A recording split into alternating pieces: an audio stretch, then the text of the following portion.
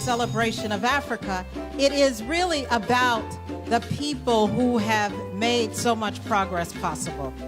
And if it were possible to celebrate all of you, we would. And thank you very much. I cannot tell you how I'm honored to have, and everybody knows I try to be neutral, but President Akufo Addo is just one of my favorite people in the entire world. And, you know, I was talking recently about how Ghana is projected to be the fastest growing, for next year, the fastest growing economy in the world. And that is in no small measure thanks to his pioneering and visionary leadership. I have known him for decades, and I've had the opportunity to sit with him in triumph and to sit with him in trials and to sit with him when things weren't fair and to sit with him when things were going very well. And I can tell you that the strength of his conviction and his confidence and you will see that we have a very special short video that will show you some things about him that you may not have known. And Mr. President, Your Excellency, I am just so honored. President Akufo Addo, I thank you for the opportunity to get to talk with you. We've broken bread before on many occasions, but I just wanted to take a moment. Marie and I think, would just like to convey to you that the example that Ghana has set and the example you have set as President of Ghana has truly been inspirational.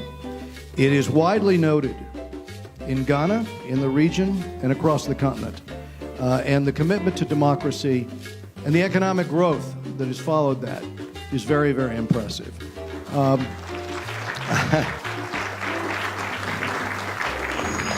I wanted to present to the President a congressional record, and it basically is acknowledging your visit to Washington, D.C., but also the tremendous growth and development of Ghana, especially under your leadership in this very short period of time. So please come forward and let me present you. This documents your visit to the United States in U.S. history.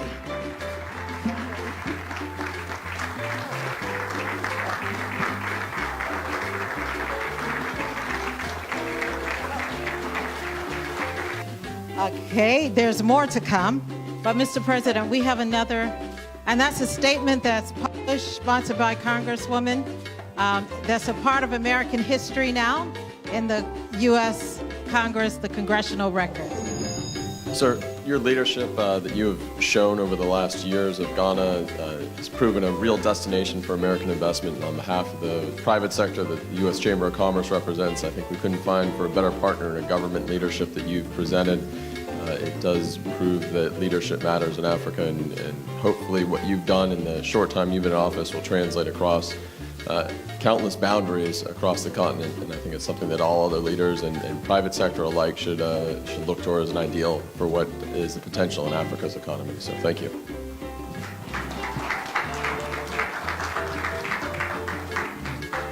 Mr. President, in this country, there is a pool of capital from the private sector unmatchable anywhere else in the world. And since you've been elected president, in my time living in the United States, I've never heard such optimism about Ghana. And I think it's time we unlock that money and we send it to Africa, and we send it especially to Ghana. Thank you. Mr. President, I just want to say on behalf of CFA, we're pleased that you have upheld the legacy of Kwame Nkrumah, and we're proud of you, and we're proud of Ghana, and we're proud of Wakanda on top of that. Rosa, we're really proud of you. You just made him fun. Your Excellency, your leadership has brought renewed hope and expectation for all that Ghana can achieve in the future. And with your leadership, Ghana will remain one of Africa's brightest stars. We at the Africa Society congratulate you, and as an African, I'm very excited about Ghana Beyond Aid.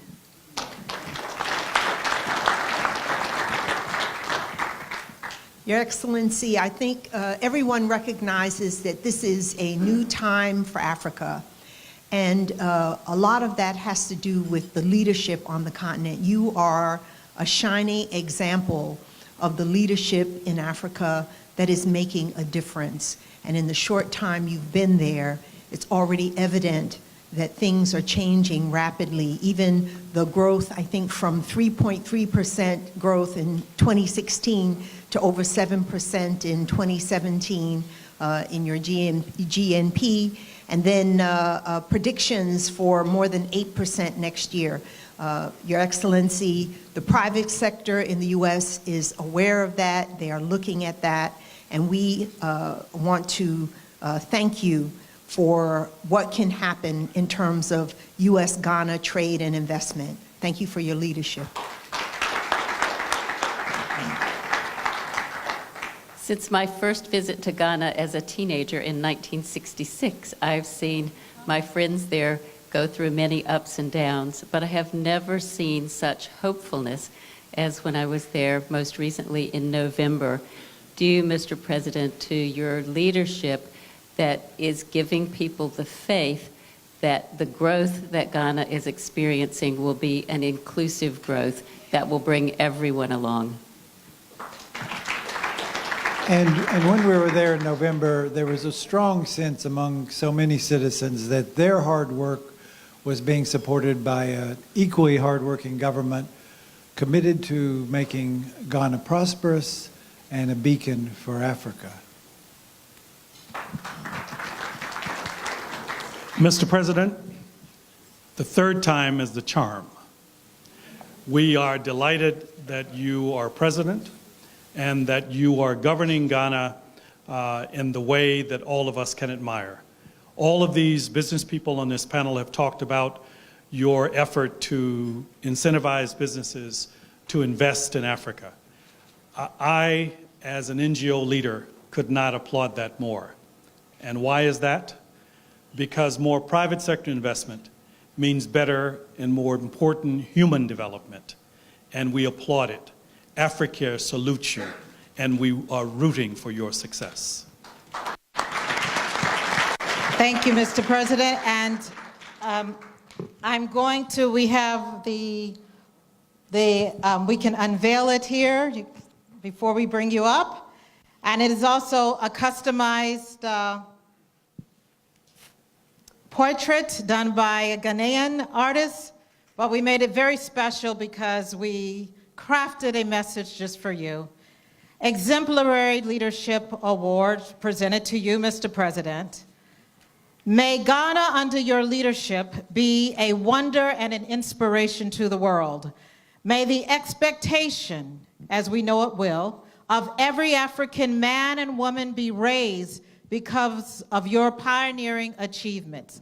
May every child believe that he or she can, because you lifted them up and paved the way. May your commitment to education and people-centered policies be remembered in the annals of history. May the world never be the same because you dared greatly and succeeded. With appreciation for your courageous and transformative leadership. Thank you, Mr. President. You may now join us.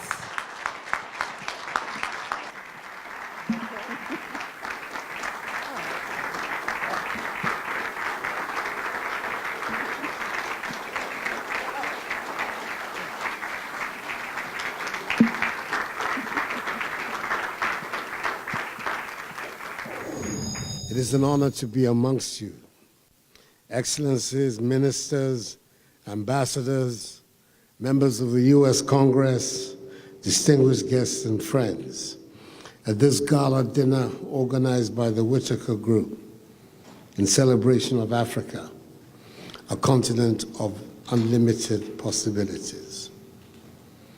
I have to begin by congratulating my good friend, Rosa Whitaker, on 15 years of exceptional achievement. We met 15 years ago when I was Ghana's foreign minister in the government of the outstanding Ghanaian statesman, President John Akufo, and have been firm friends since. She was very helpful to the Akufo government in finding our way around the labyrinth that is Washington, D.C. Her love of Ghana, of Africa, and her peoples shone through everything she did. You can imagine our pleasure when she decided to become a full-blown Ghanaian. When she married one of the most notable figures of faith in our country and continent, His Eminence Archbishop Nicholas Duncan Williams. From what we can all see, the marriage has made her even stronger. The Archbishop has to take some of the credit for that.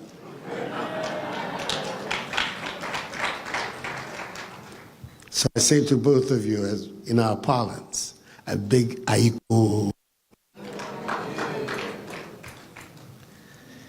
behalf of the people of Ghana, I thank Rosa Whittaker and the Whittaker Group warmly for the honor of this award, the Exemplary Leadership Award. Ghanaians are deeply humbled by the award, and we accept the challenge that it imposes on us in what the world expects of Ghana and of Ghanaians. There is much for us to celebrate as Ghanaians, as Africans, as Americans, and as friends. Over the course of our history, the Ghanaian people have had to overcome several trials and tribulations: slavery, imperialism, colonialism, tyranny, and dictatorship. We once lived in a country where freedom of speech was suppressed, where the safeguards of trial, the rule of law, were set aside, where individual property rights were disregarded by the state because the citizen had no guaranteed rights, and where citizens went to jail for expressing honest opinions. Nonetheless, what our history has taught us is that the spirit of the Ghanaian, in his or her quest for peace, for progress and prosperity, cannot be quenched.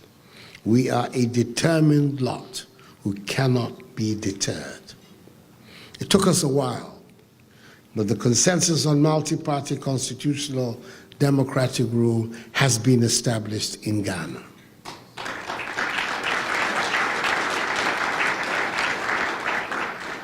For the third time, the most recent being in December 2016, we had a peaceful transfer of power from a governing party to an opposition one. We did it without any fuss, and it is now part of what we do as a people. It is within this period of 25 years that Ghana has witnessed a consistent period of achievement. Today, after quite some time, we're recognized as a beacon of democracy and stability on the African continent. We're a country governed by the principles of democratic accountability, respect for individual liberties and human rights, and the rule of law, an aspiring modern nation. The time has come for us in Ghana now to move on even further to deepen our democracy. We must trust the individual and collective wisdom and good sense of our people. We must create wealth and provide happiness to our nation. We can only do this when we have a powerful private sector with a strong sense of enterprise, innovation, and creativity, and an educated and skilled population that is capable of competing in the global marketplace. That is why we are insisting on making basic education, i.e. kindergarten through primary school, to junior high school, to senior high school, free in all our public schools.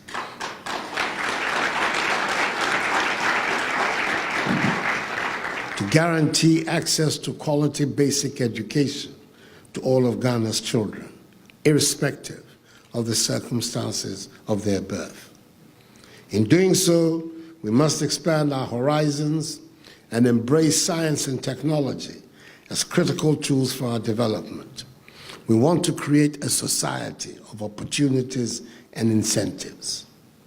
We have to build a confident Ghana, which is united, at peace with herself, and takes pride in her diversity, and which continues to pursue its historic Pan-African vocation. It will not be easy.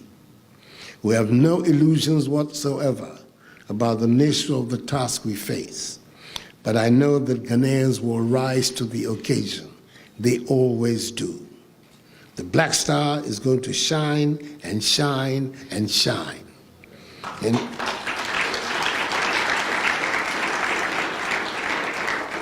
And we are going to build a Ghana beyond aid. It is a pity that the howling winds of Washington, D.C. prevented us from holding this event at its original venue, the National Museum of African American History and Culture. I had looked forward to that very much, not only because its arresting structure was designed by a favorite son of Ghana, David Adjaye, one of the most iconic of contemporary global architects, but also because of the history it apparently tells of the influence of Africans on America's evolution. Tragic, inhumane, and barbarous though their coming to America was. Their achievements here testify vividly to the resilience of the African and our determination to survive no matter the odds. Africans here, Africans in the Americas, Africans on the continent, together we shall overcome.